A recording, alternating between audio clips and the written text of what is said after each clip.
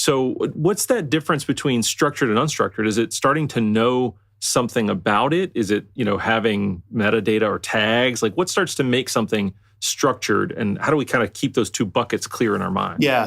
I think the traditional view on that is trying to get everything under a common data model. Again, I often try to draw parallels between the OT side of the world, so operational data, and the IT side of the world.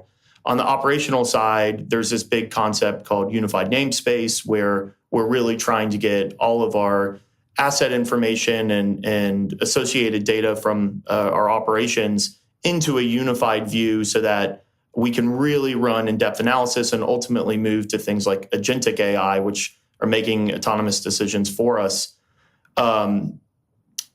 What we don't have really on the IT side, especially when it comes to engineering documentation, is yes, if we're able to get it into a digital format, we still don't have the contextualized information surrounding it. We quite often refer to that as like a 360 view of all of the associated data that makes this data set a lot more impactful.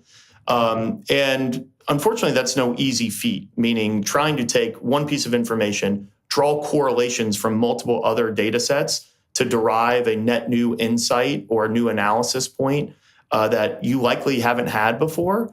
It requires integration to multiple other systems, normalization of that data, and then ultimately unification of that data so that it presents a more structured data format.